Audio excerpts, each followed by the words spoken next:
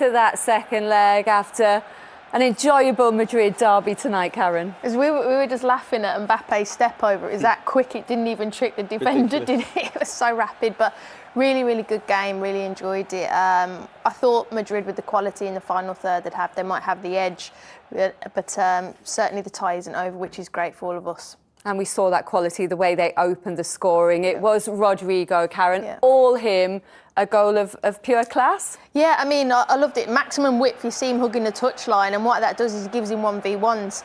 And then it's a race, it's about strength, quality, pace, and he has everything, and then cuts in and you can't touch him. He's running at speed as well. Look, and that's a distance split between them, that 22 yards from Gallagher and Longley there, which means we're 1v1, and that's what Real Madrid do. They have players that want to isolate you, and then they can punish you, and it was a wonderful finish with his left foot. And you know, last year I don't think he got the credit that he deserved for Real Madrid, and certainly he probably goes under the radar now, but big goal and a big moment, and he doesn't disappoint. There are so many stars in that team, aren't there? But how highly do you rate Rodrygo? He's top draw. He's a lad that he's probably, like Karen said, gone under the radar because he isn't Mbappe, he isn't Vinicius. He's maybe 1%, 2% less than them. He's a real top player. And I think he looks like a good lad. Watch the way that they defend off the ball. He's the one that's sacrificing himself for his teammates, Vinicius and Mbappe. He'd probably be one of them players that's at Real Madrid for 10 years, wins 100 trophies and becomes an absolute legend.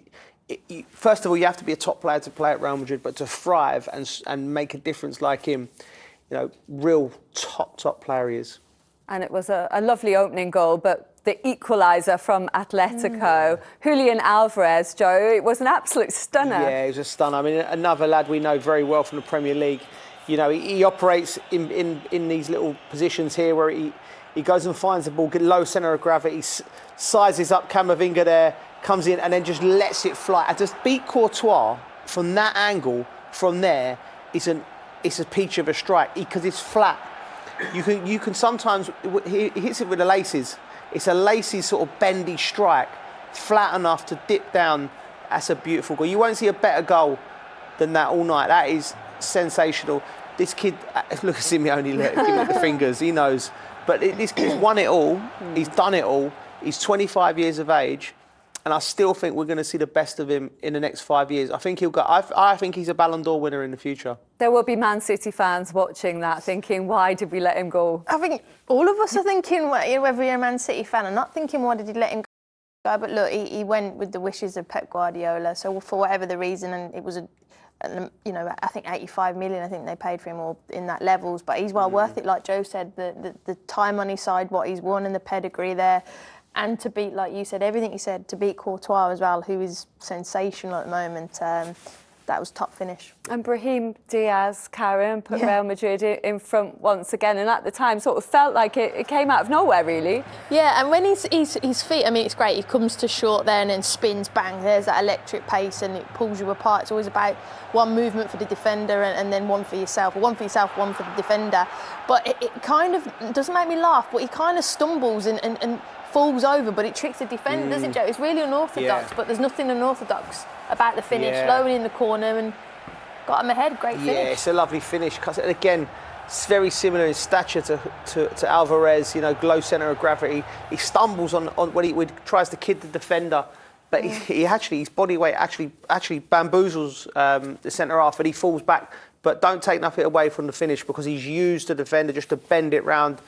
Another great player, and again, Rodrygo and Diaz, they wouldn't have been the ones he thought would be the heroes tonight, but that's the strength for this. No Bellingham tonight as well. He'll maybe be back for the next leg, but it's still in the balance, unlike the Arsenal game. Set up perfectly for that second leg. Finally poised, and we can get some reaction now because Conor Gallagher spoke to Danny Jameson. Conor, a tough night out there. What do you make of your side's performance tonight? Yeah, it was a difficult match, of course. Real Madrid are a top team, and I think we competed well.